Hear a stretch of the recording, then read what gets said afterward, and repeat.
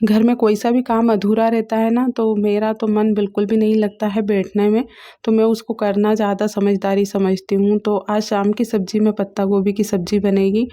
तो ये सब्ज़ी ना आज सुबह ही आ गई थी, तो मैंने सोचा इसको काट कर रख देती हूँ। तो अभी दोपहर के 2:30 बजे हैं और मैं यहाँ पे सब्ज़ी काटने बैठ गई हूँ, क्योंकि ना शाम को थोड़ी हेल्प हो जाती है अगर हम ऐसे आधे अधूरे जो काम रहते हैं हमारे, सब्ज़ी वगैरह ये काट कर रख देते हैं। तो वैसे तो शाम के टाइम पे भी मेरे पास कुछ ख़ास काम रहते नहीं हैं सब्ज़ी के अलावा, तो मुझे पता तो है कि करना मुझे ही है, तो इसलिए मैं सब्ज़ी काटने के लिए बैठ गई। और पत्ता गोभी को ना थोड़ा बारीक काटना पड़ता है, तो इसलिए मैंने सोचा इसको काट कर मैं रख देती हूँ। और फिर मैं इसको काट ही रही थी, अधूरी कटी थी और फिर जूस आ गया था।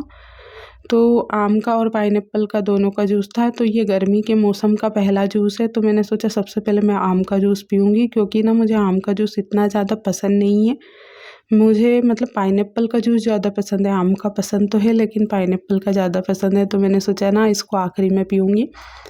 तो सबसे पहले मैंने इसका ग्लास भर लिया था आम के जूस का, तो देखने में तो बहुत गाढ़ा था और पीने में भी उतना ही ज़्यादा टेस्टी था। मैंने जब इसको पी कर देखा तो मैंने सोचा अरे इसको तो बाद में पीना था, पहले पाइनएप्पल का पी लेना था। तो ये वाला जूस जो था बहुत ही ज़्यादा टेस्टी था और ठंडा था, तो मैंने सोचा दोनों ही ख़त्म करने पड़ेंगे, क्योंकि ऊपर तो यहाँ पे फ्रीज है नहीं, तो मैं फिर से ठंडा कैसे करूँगी। तो मैंने ना दोनों ही जूस पी लिए थे, तो ये ना इसका पूरा ग्लास नहीं भरा था और अच्छा हुआ ये गिरते-गिरते बच गया मेरे हाथ से गिलास, तो थोड़ा-सा ना इस दरी पे लग गया था, इसके जो झाग होते हैं ये, तो मैंने पन्नी से साफ़ कर लिया और मैं फिर से पीने लग गई। तो ना मुझे वो आम का जूस ज़्यादा अच्छा लगा था इसकी जगह, इसमें ना काला सेंधा नमक सब चीज़ें थी, लेकिन फिर भी आम का जूस ज़्यादा अच्छा था। उसके बाद बची हुई पत्ता गोभी को अच्छे से बारीक काटा और ये जो कड़क-कड़क रहते हैं वो मैंने निकाल दिए थे पत्ता गोभी से, और जो पत्ते रहते हैं नरम वाले वो काट लिए। उसके बाद काटने के बाद फिर यहाँ कमरे में ही मैंने बैठकर काटा था, तो इतना ज़्यादा मतलब बिखेरा हो जाता। वैसे तो मैं जब अकेली रहती हूँ ना तो इतना ज़्यादा नहीं करती हूँ, सारी चीज़ें अपनी जगह पर ही रहती है, लेकिन ये जब रहते हैं ना तो पूरी जगह पे सामान बिखरा हुआ रहता है और सारी चीज़ें अस्त व्यस्त कर देते हैं। तो जब भी ये अकेले रहते हैं ना कमरे में, मैं इधर उधर रहती हूँ, तो बिल्कुल भी व्यवस्थित नहीं रहता है, और जब ये नहीं रहते और मैं रहती हूँ ना तो बिल्कुल व्यवस्थित रहता है, क्योंकि मैं कुछ भी चीज़ों को उठाती हूँ तो फिर से अपनी जगह पर ही रख देती हूँ। तो झाड़ू लगाया यहाँ का थोड़ा-सा जहाँ पे मैंने सब्ज़ी काटी थी, और फिर हाथ मुँह धोकर आ गई थी मैं। तो हाथ मुँह धोकर आ गई, उसके बाद फिर से करनी थी किचन में जाके सब्ज़ी की तैयारी। तो आप लोग सोचोगे कि मैं हमेशा खाना ही बनाती रहती हूँ, तो मुझे भी अब तो ऐसा ही लगने लगा है कि शायद मैं ना मेरी लाइफ़ सिर्फ़ खाना बनाने के लिए ही है। लेकिन नहीं, थोड़ा बहुत पॉज़िटिव सोचना पड़ता है, नहीं तो लोग ऐसे ही बोल देते हैं कि हम खाने के लिए ही तो ज़िंदा रहते हैं और फिर खाने के लिए ही कमाते हैं, तो फिर और काम भी क्या है। तो कोई बात नहीं, मैं ना हमेशा खाना ही बनाती रहती हूँ घर में, क्योंकि मेरा काम ही ये होता है। तो बस खाना बनाना और काम करना, क्योंकि इधर-उधर जाने का तो हम कभी-कभी ही प्लान करते हैं। तो हमेशा घर में ही खाना खाते हैं और हमेशा घर में ही रहते हैं। तो मुझे थोड़ा-सा तेल कम लगा था, तो मैंने इसमें थोड़ा-सा और तेल बढ़ा लिया। और आप लोग सब लोग कमेंट करते हो कि आप लोग ऑयल ज़्यादा खाते हो, तो इसलिए अभी ना मैं 2-4 दिन से थोड़ा कोशिश करती हूँ कि कम ही लिए, लेकिन हमारे यहाँ पे ना कोई नहीं खाता है इतने कम ऑयल की सब्ज़ी। तो मुझे ना थोड़ा ज़्यादा ही ऑयल बढ़ाना पड़ता है, और ज़्यादा तो चल जाता है लेकिन कम ऑयल की कोई नहीं खाता है। तो मुझे तो पसंद है, हमारे यहाँ पे ना हमारी मम्मी जो है कम ही ऑयल डालती है सब्ज़ी में, तो हमारे यहाँ पे सब कम ही खाते हैं। और यहाँ पे तो ऑयल बिल्कुल ऐसा ऊपर मतलब तरी होना चाहिए, जो ऑयल रहता है वो दिखना चाहिए। तो वैसे सूखी सब्ज़ी में तो ठीक चलता है कि ठीक है जितना ज़रूरत है उतना ही लेना पड़ता है, लेकिन जो पानी वाली सब्ज़ी है उसमें दाल वग़ैरह इनमें तो इतना ज़्यादा ऑयल नहीं खाना चाहिए, लेकिन फिर भी हमारे यहाँ पे इतना ही ऑयल खाते हैं। फिर ऑयल गरम हो गया था तो मैंने ना इसमें लहसुन डाल दी थी बारीक कटी हुई, तो अभी लहसुन नहीं आ गई है, तो इसको थोड़ा-सा पकाने में टाइम लगता है। तो मैं ना थोड़ी देर मतलब बहुत देर तक पकाना पड़ता है इसको, प्याज और लहसुन दोनों ही। तो हमारे यहाँ पे पत्ता गोभी तो बिना प्याज के ही बनती है। तो जब प्याज ख़त्म हो गए थे ना उस टाइम पे मैंने जो चीज़ लहसुन से बनाते थे ना हम, वो भी प्याज से ही बनाई, तो उसका ना डिफरेंट टेस्ट रहता था। मतलब हम लोग जैसे खाते हैं ना उसी चीज़ की आदत हो गई है अब तो बिल्कुल।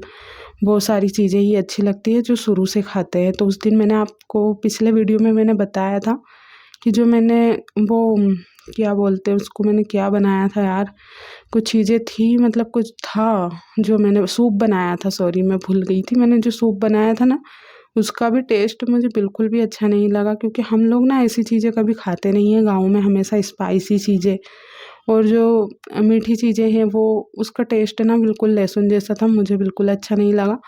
फिर एक दीदी का मुझे कमेंट आया था कि उनके बेटे को बहुत अच्छा लगता है, मतलब वो वाला उनके बेटे का फेवरेट है। तो मैं ना बड़े सोचने लग गई कि यार मतलब जो चीज़ मुझे पसंद नहीं आई, तो ऐसा ज़रूरी तो नहीं कि किसी को भी पसंद नहीं होगी, क्योंकि ये ऐसी चीज़ें जो मार्केट में है कोई ना कोई तो ख़रीदता है ना उन चीज़ों को। तो मुझे पसंद नहीं आया था वो सूप, तो मैंने फिर ऐसे ही फेंक दिया था उसको। तो अच्छा हुआ वो ज़्यादा महंगा नहीं था, सिर्फ 10 रुपये का था। नहीं तो ऐसी महंगी चीज़ें लेकर आ जाते हैं ना तो फिर बिगड़ती है तो बहुत बुरा खड़ता है, क्योंकि हम एक एक रुपए के लिए तो कितना सोचते हैं और कितना कुछ करते हैं, और ऐसे फालतू में वेस्ट जाते हैं ना पैसे, तो मुझे अच्छा नहीं लगता। तो मैं मार्केट जब भी जाती हूँ ना, तो वो ही चीज़ लेकर आती हूँ हमेशा जो मैंने प्रोडक्ट यूज़ किए हैं या जो चीज़ हम लोग गाँव में पसंद करते हैं। लेकिन इस सूप का मुझे पता नहीं था, तो हम लोग डी मार्ट गए थे तो ये लेकर आए थे डी मार्ट से, मैंने नहीं लिया था। तो एक बार और हमने 2 पाउच थे ऐसे, तो एक और बनाया था, तो इनको ना वो वाला मैंने बना कर दिया था, मैंने तो नहीं टेस्ट किया था शायद, तो इसका ना टेस्ट मैंने सोचा अलग होगा, तो उनको भी अच्छा नहीं लगा था वो उस टाइम पे मैंने बनाया था। तो इस बार मैंने बनाकर और पीकर देखा तो मुझे भी बहुत ज़्यादा बेकार लगा, तो मुझे वो फेंकना ही पड़ा। और उसके बाद फिर ना हम लोगों ने कुछ अलग बनाया था, मतलब कुछ चीज़ें जो रहती है खाने पीने की, दोपहर के टाइम पे भूख लगती है तो हम लोग ठंड के टाइम पे ही लेकर आए थे वो वाला सूप।